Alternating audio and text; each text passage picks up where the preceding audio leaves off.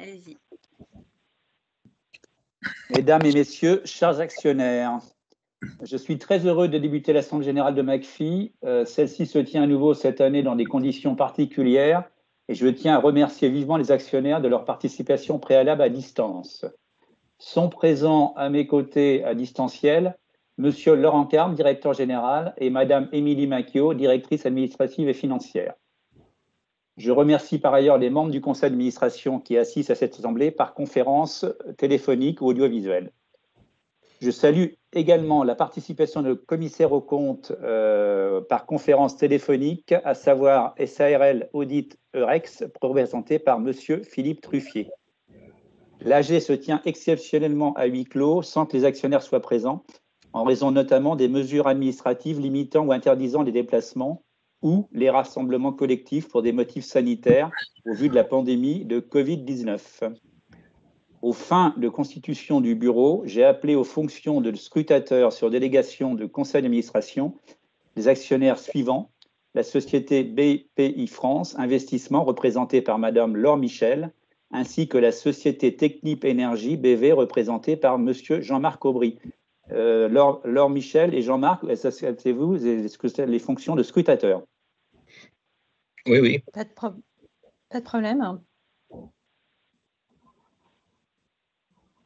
Je les remercie d'avoir accepté cette fonction et d'être ainsi présents par téléconférence et de contribuer au bon déroulement de l'Assemblée générale dans ces circonstances si particulières. Je vous propose, avec l'accord des scrutateurs, de nommer Madame Émilie Macchio, directrice administrative et financière, en qualité de secrétaire de cette Assemblée générale. OK. Alors, Moi. je salue enfin la participation par conférence téléphonique de Grégory Girard, représentant des instances représentatives du personnel. Je crois qu'il ne s'est pas connecté. Au cours de cette assemblée, il vous sera rappelé dans un premier temps les formalités qui ont été accomplies pour que cette assemblée soit valablement constituée et puisse délibérer. Nous procéderons par la suite à la synthèse des différents rapports qui vous ont été communiqués. S'en suivra la phase de réponse aux questions soulevées par les actionnaires. Alors, il n'y a pas de questions soulevées par les actionnaires. Enfin, nous procéderons à la lecture des résolutions et à la présentation des résultats des votes y afférents.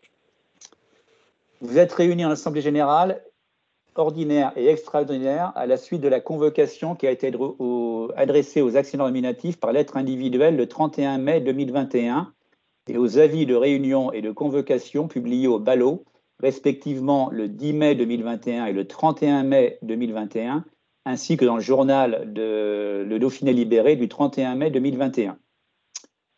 Cette assemblée se tient à huis clos en application de l'article 4 de l'ordonnance du 25 mars 2020 portant adaptation des règles de réunion et de délibération des assemblées et du décret du 9 mars 2021. Dans la mesure où il n'est pas possible de voter en séance, je peux dès à présent vous indiquer que la feuille de présence fait état de 1704 actionnaires ayant voté ou donné pouvoir par correspondance et possédant ensemble 13 028 775 actions, ce qui représente 46,74% des droits de vote sur un total de 27 872 245 droits de vote exerçables, soit plus du quart des actions ayant le droit de vote pour l'Assemblée générale et soit plus du cinquième des actions ayant le droit de vote pour l'Assemblée générale ordinaire. Le quorum est donc atteint et l'Assemblée est valablement constituée et peut délibérer. Pour rappel, il ne sera pas possible cette année de voter en séance sur les résolutions. Nous vous communiquerons donc le résultat des votes sur chacune de ces résolutions au cours de cette assemblée.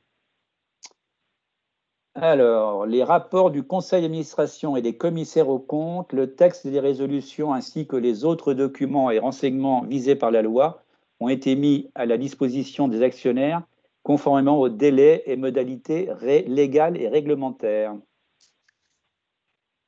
Alors, lecture du rapport financier annuel incluant le rapport de gestion et du rapport du conseil d'administration. Je précise que le rapport financier annuel 2020, incluant le rapport de gestion, est intégré au document d'enregistrement universel 2020 qui a été mis à votre disposition sur le site internet de la société, comme tout le rapport du conseil d'administration. Je ne procéderai pas à une lecture de ces rapports, mais cède toutefois la parole à Madame Émilie Macchio pour qu'elle vous fasse une synthèse des principaux points de l'activité 2020. C'est à toi, Émilie. Merci Pascal. Donc, pour rappel, l'année 2020 s'est déroulée dans un contexte de crise sanitaire que vous connaissez, qui a conduit la société à se sécuriser sur le premier semestre. En bénéficiant de l'aide offerte aux entreprises et en souscrivant en mai 2020 un prêt garanti État pour un montant de 4 millions d'euros et en mettant en place une equity line qui a permis d'augmenter la trésorerie du groupe de plus de 18 millions d'euros. Le 14 octobre 2020, la société a également fait une augmentation de capital de 180 millions d'euros, lui permettant notamment de disposer au 31 décembre 2020 d'une trésorerie de près de 198 millions d'euros. Concernant le chiffre d'affaires 2020 du groupe, il a progressé de 20% et a atteint 13,7 millions d'euros contre 11,4 millions d'euros en 2019. Le chiffre d'affaires représente pour 60% des ventes d'électrolyseurs, dont 49% d'électrolyseurs de grande capacité et 11% d'électrolyseurs de petite capacité, et pour 40% des ventes de stations d'hydrogène. Près de 50% du chiffre d'affaires généré par le groupe sur l'exercice 2020 est constitué de solutions systèmes couplant à la fois des électrolyseurs et des stations.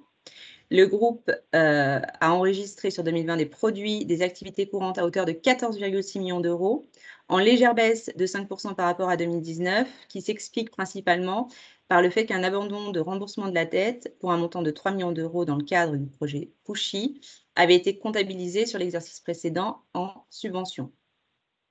Les achats consommés et les charges externes ont évolué proportionnellement. À l'activité, mais ont connu une progression maîtrisée compte tenu des mesures de réduction de coûts, dans l'objectif d'une amélioration continue de la compétitivité.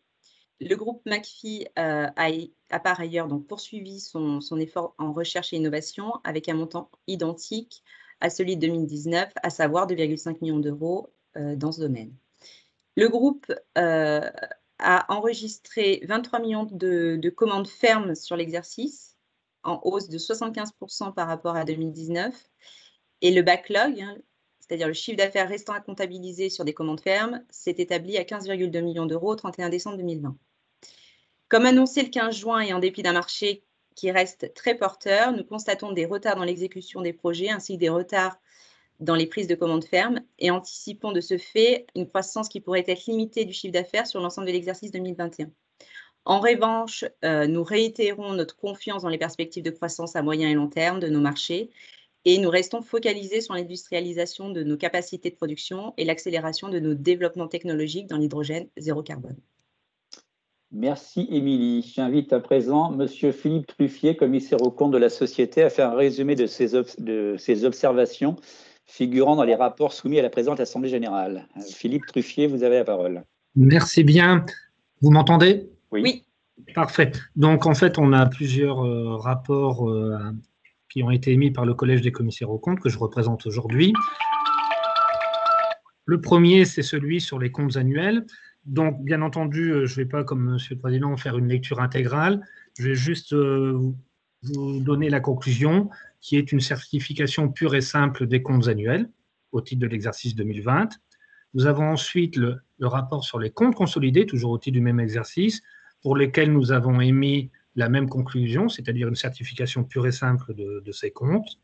Et le troisième rapport le plus important, le plus significatif, c'est le rapport, ce qu'on appelle le rapport spécial ou le rapport sur les conventions réglementées, qui ne fait pas apparaître de conventions nouvelles, mais uniquement la poursuite d'une convention qui avait déjà été mise en place les exercices précédents. Donc voilà pour les trois rapports de base que les commissaires aux comptes à émettre. Il y a ensuite, on le verra peut-être, je ne sais pas Émilie ce que vous avez prévu, il y a encore quelques rapports qui nous devons émettre en fonction des résolutions qui vont vous être présentées. Donc je pense qu'à chaque résolution, je vous donnerai la position, si ça vous convient. Oui, ça nous convient bien. Bon, je remercie Philippe Truffier. Les actionnaires avaient pour possibilité de poser les questions par écrit en amont de la présente réunion. Nous n'avons reçu aucune question en amont de l'AG.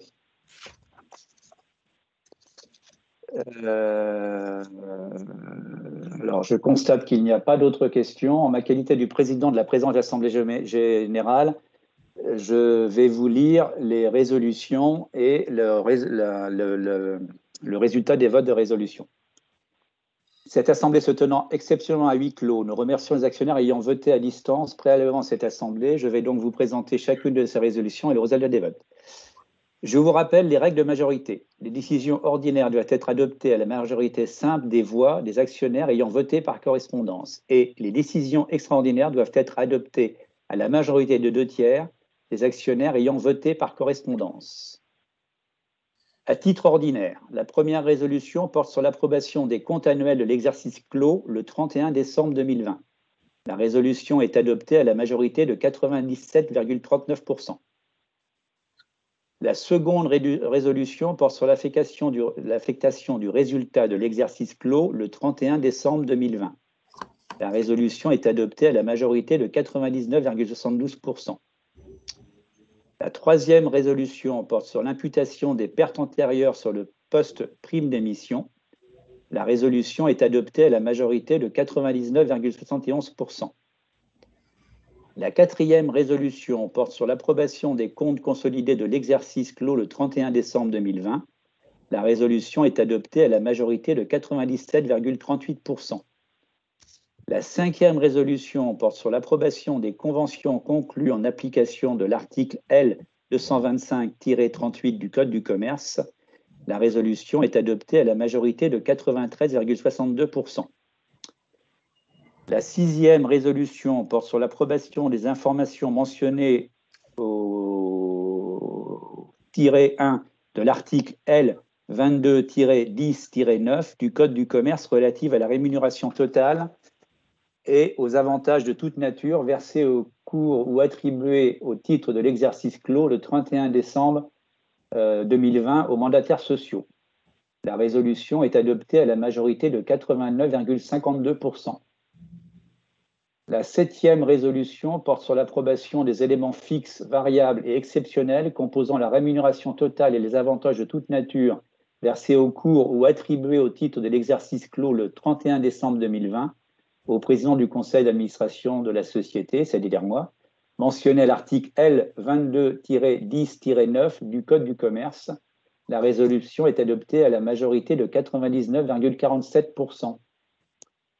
La huitième résolution porte sur l'approbation des éléments fixes, variables et exceptionnels composant la rémunération totale et les avantages de toute nature versés au cours ou attribués au titre de l'exercice clos le 31 décembre 2020 au directeur général de la société, mentionné à l'article L22-10-9 du Code du commerce. La résolution est adoptée à la majorité de 61,04%. La neuvième résolution porte sur l'approbation de la politique de rémunération des administrateurs hors président du conseil d'administration au titre de l'exercice 2021. La résolution est adoptée à la majorité de 99,47%. La dixième résolution porte sur la fixation du montant annuel global de la rémunération allouée aux administrateurs. La résolution est adoptée à la majorité de 99,52%. La onzième résolution porte sur l'approbation de la politique de rémunération du président du conseil d'administration au titre de l'exercice 2021. La résolution est adoptée à la majorité de 99,05%.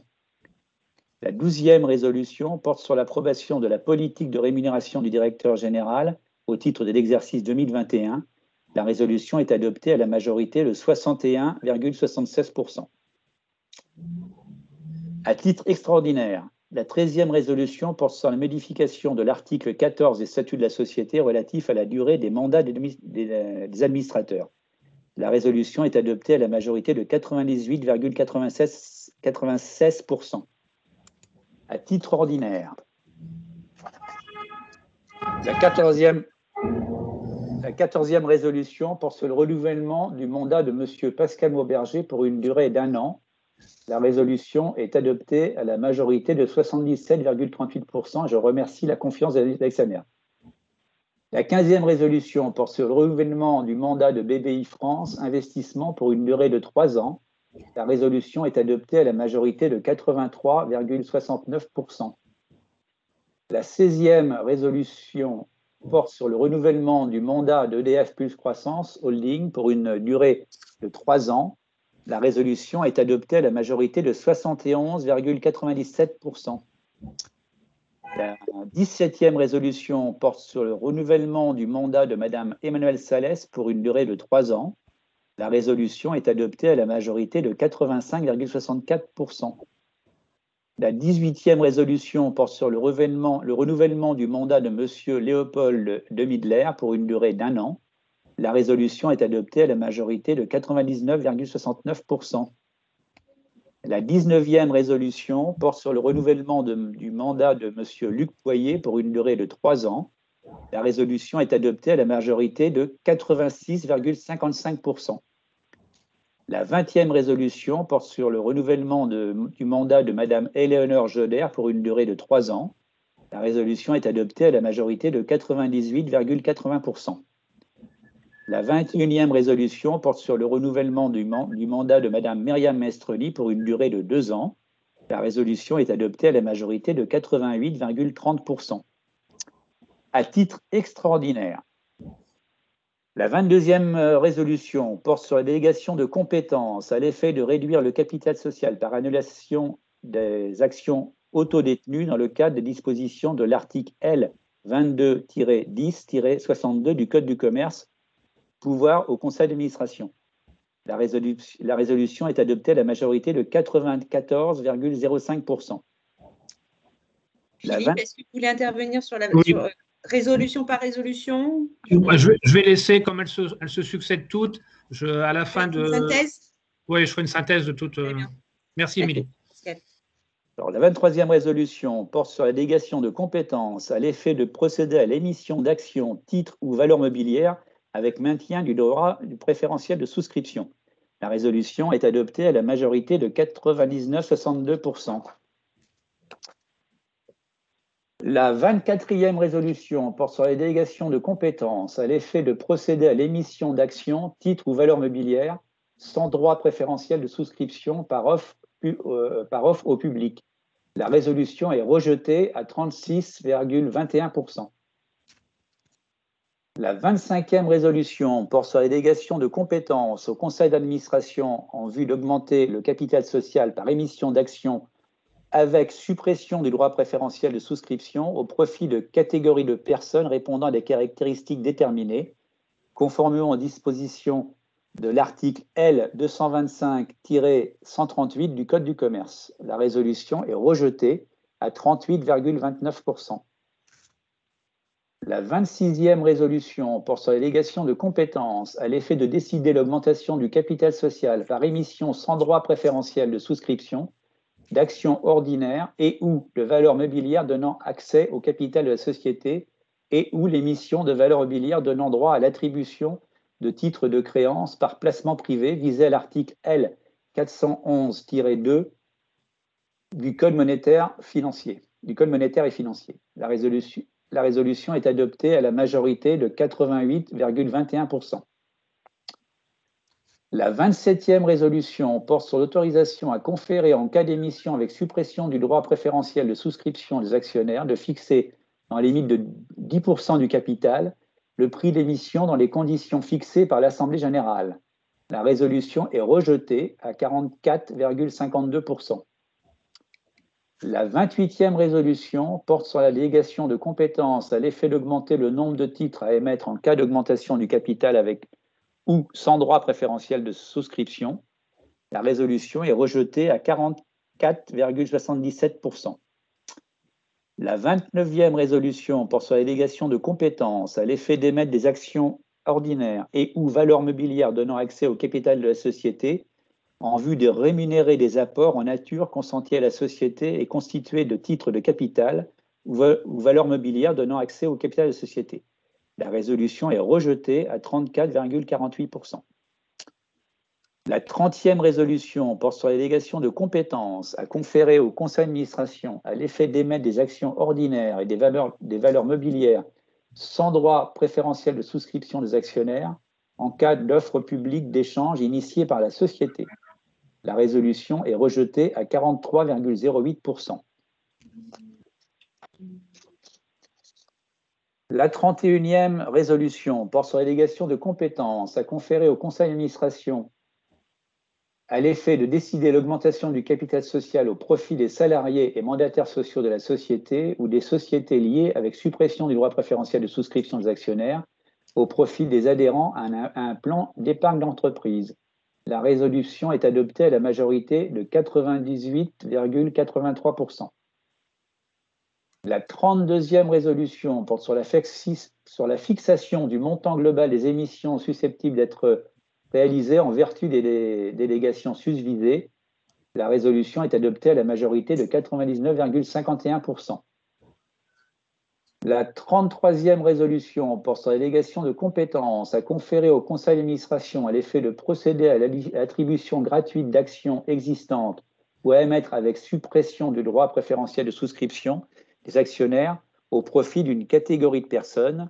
Cette résolution est rejetée à 43,66%.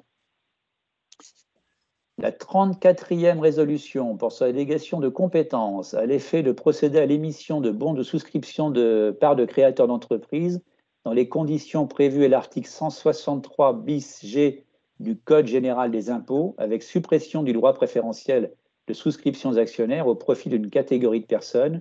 La résolution est rejetée à 44,37%. La 35e résolution porte sur la délégation de compétences à l'effet de procéder à l'émission des bons de souscription d'actions avec suppression du droit préférentiel de souscription des actionnaires au profit d'une catégorie de personnes. Cette résolution est rejetée à 43,65%. La 36e résolution porte sur la fixation du montant global des émissions susceptibles d'être réalisées en vertu des 33e, 34e et 35e résolutions. La résolution est adoptée à la majorité de 99,21%. La 37e résolution porte sur la ratification des modifications statutaires réalisées sur la base de la délégation de la 28e résolution de l'Assemblée générale du 20 mai 2020. La résolution est adoptée à la majorité de 97,83%. La 38e résolution porte sur la modification de l'article 3 des statuts de la société relatif à l'objet social. Cette résolution est adoptée à la majorité de 99,04%. La 39e résolution porte sur la modification de l'article 16 des statuts de la société relatif aux réunions du conseil d'administration. La résolution est adoptée à la majorité de 99,02%. La 40e résolution porte sur la modification de l'article 18 des statuts de la société relatifs aux censeurs. Cette résolution est adoptée à la majorité de 99,02%. Philippe Truffier, vous avez la parole. Oui, donc les résolutions 22 à 35 qui concernent des opérations relatives au capital ou à des bons de souscription donc, font l'objet de la part des commissaires aux comptes d'un contrôle sur la documentation qui appuie ces résolutions. Donc nous avons à chaque fois émis un rapport et chacun de ces rapports n'appelle pas de remarques au sujet des opérations envisagées.